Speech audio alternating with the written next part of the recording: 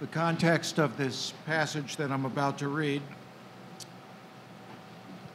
focuses on Hope Still Foster, the fictional hero of the novel, and Hope still finds out where the witch hunters have sequestered his accused family friend Mary Bradbury, only to be overcome by the onset of smallpox before he can save her.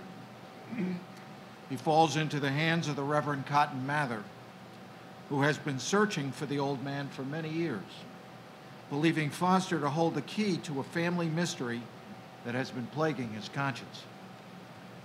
Major Robert Pike, the historical hero of the book, reveals to Foster's captor, the Reverend Mather, a letter revealing the depths taken to cover up a terrible deed. Grief and shame overwhelm Mather as he struggles to understand what next must be done. From chapter 32, Escape of the Witch, pages 304 to 306. You recognize the hand? Pike asked, his phrasing again in the poorest Latin.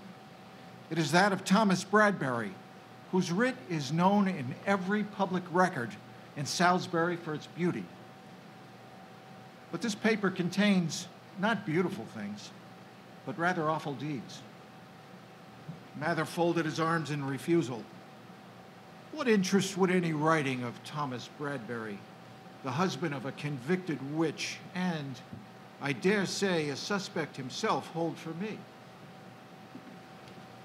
This is a fair copy, Pike said, holding the papers, of another letter, an original letter, which is here, next to my heart, where it shall remain safe. Your grandfather John Cotton's most closely held secret is contained within.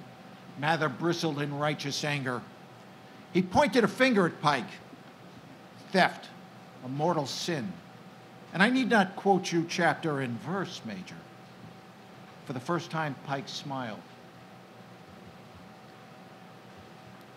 He replied in the king's good English, I have borrowed what's needed, which is called necessity, and to which I need not cite the appropriate verse.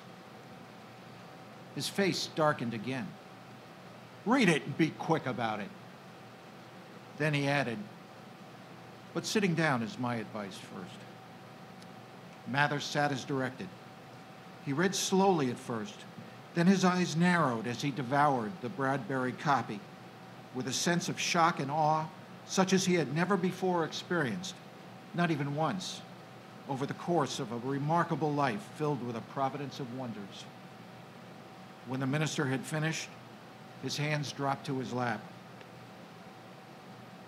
History will damn me, damn my family, Cotton Mather whispered to the room. Pike advanced to the stricken, downcast man of God and hunter of witches, tempted to wring his goose-white neck. Instead, he glanced at the poor figure of Hope Still, fussed over by a terrified Tizoo.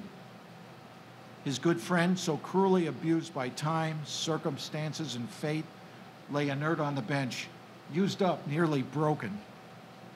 He returned his gaze to Mather.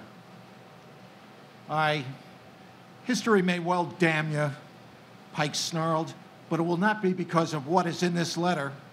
With that, the old major snatched the Bradbury copy from Mather's limp hands, crumpled the papers up, and tossed the wad into the flames where the crinkly mass crackled like devil's own laughter. Before him, Mather, a man he had met 3 previous times, once as a child prodigy, the second as a young minister, and now in maturity, a powerful icon, was reduced to an empty husk.